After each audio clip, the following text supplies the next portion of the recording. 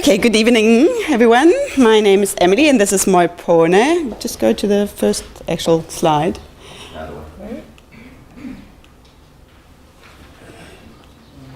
That's us.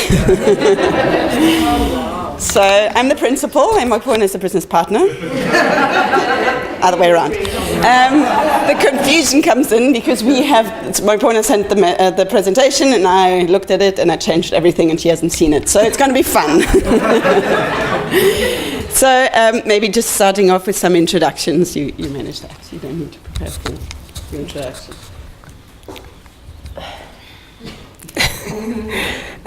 Good evening, everybody. As Emily mentioned that I'm Mwiponi, yes, indeed I'm Mwiponi. I'm the principal of Intsebenziswano. I started there 2016, so it's my third year being at the school. The reason why I joined Partners for Possibility, it is because I'm passionate about improving the school.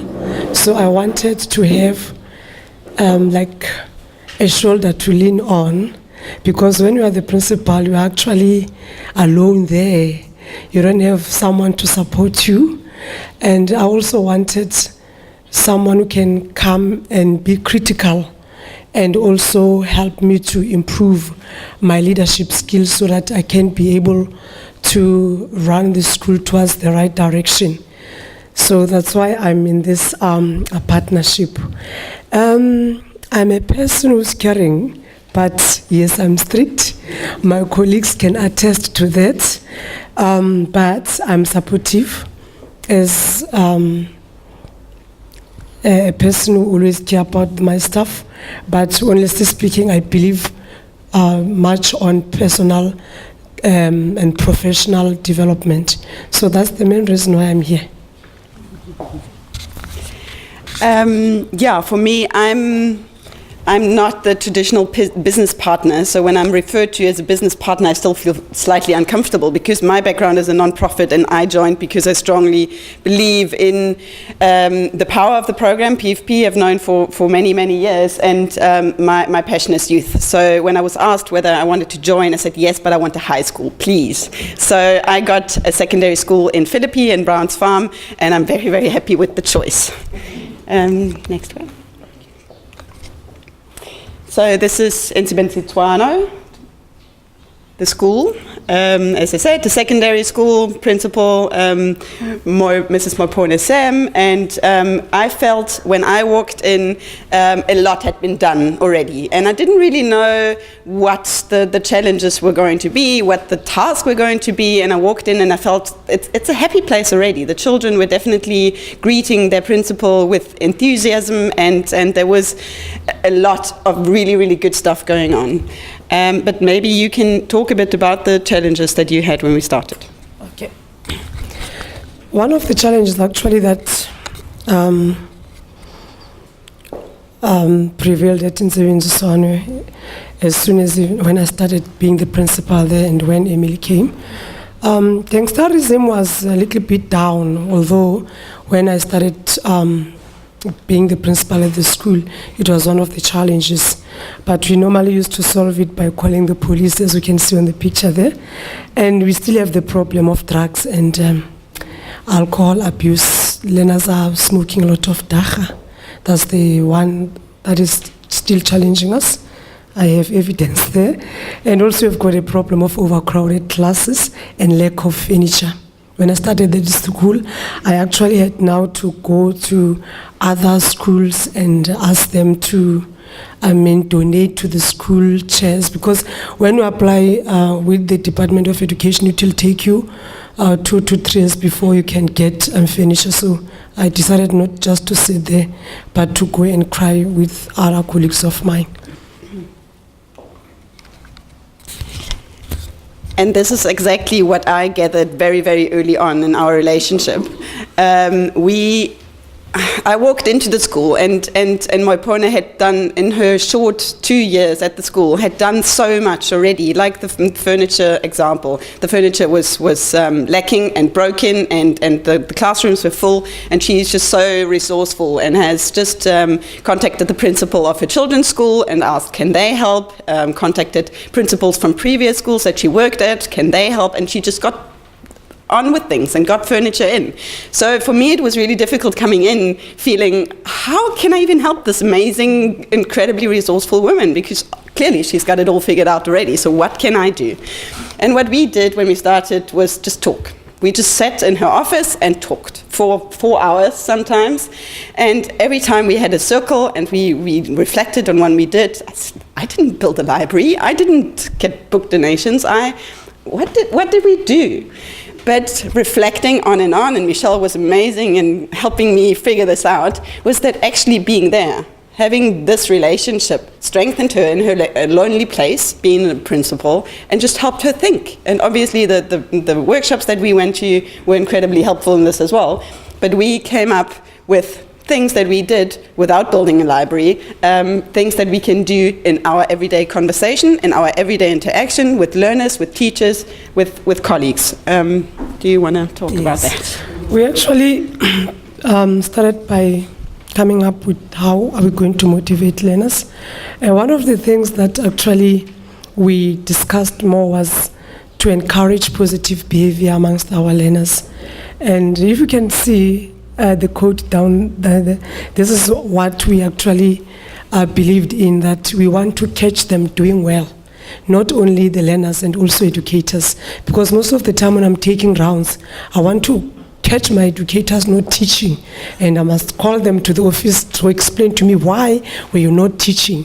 But now the mindset has changed. I want to catch them doing well, and we call them to the office and acknowledge, thank you very much for teaching these kids all that stuff.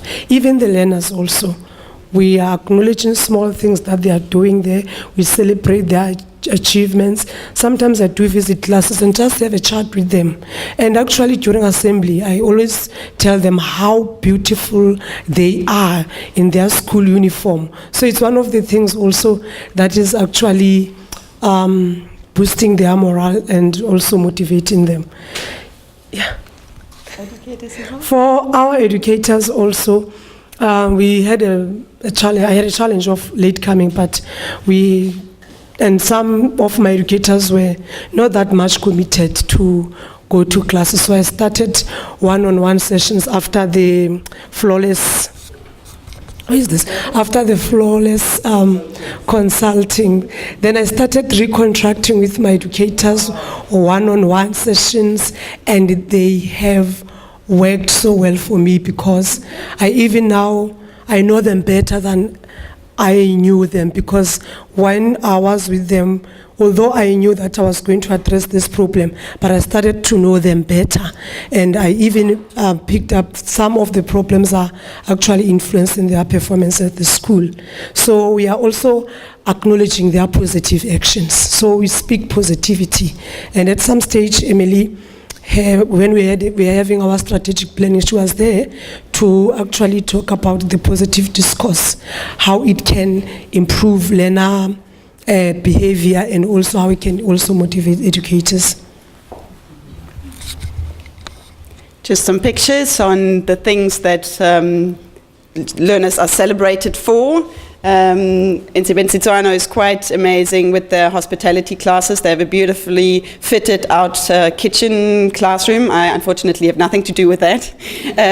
But the learners, when we had our circle there, the learners cooked for us. You can see Michelle and our host from Bai, or our organizer from Bai. We had a beautiful meal prepared for us. The pupils of Intsebenziswano are also extraordinary when it comes to music, and have won many prizes, so that needs to be celebrated and it needs to be acknowledged. But it's not only the big things. As we said, it's the little things as well, those catching them, just being exemplary in their behavior, encouraging others, participating well. It's not just about academic achievement, it's about them as human beings, and acknowledging that as well, that they're valuable for just who they are and what they are.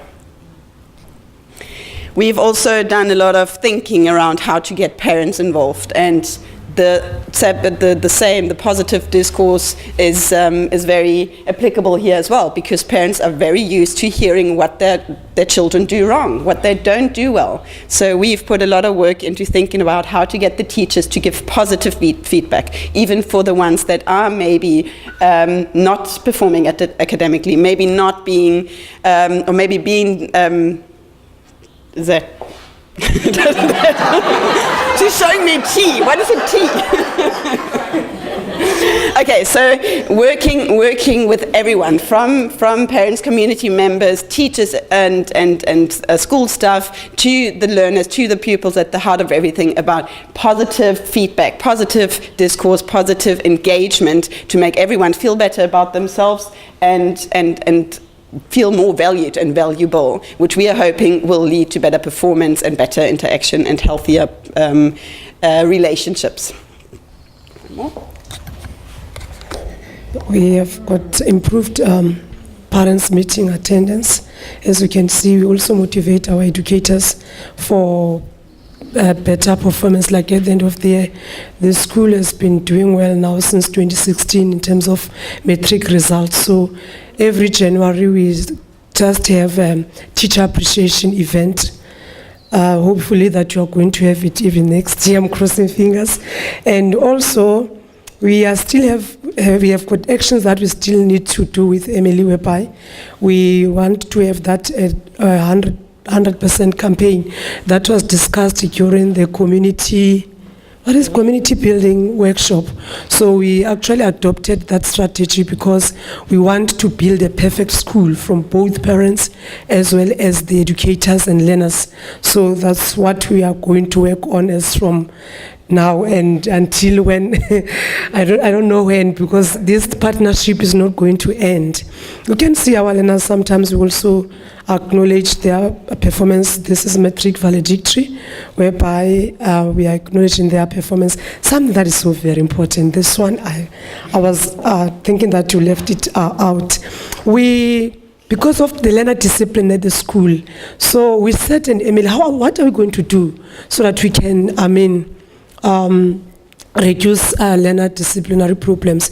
So we decided to come up with that behavior management tool, whereby in that book, it's a class list. Down there, we have got type of offenses that learners are doing in the classroom: late in class, sleeping, not writing. So each and every period, the child will sign next to the offense. So it's coded. If the learner, it's late in class, it's 1. The teacher will write 1 next to the learner, and the learner will sign. So it has worked wonders. My teachers actually said, where was this tool? Why are we having it now?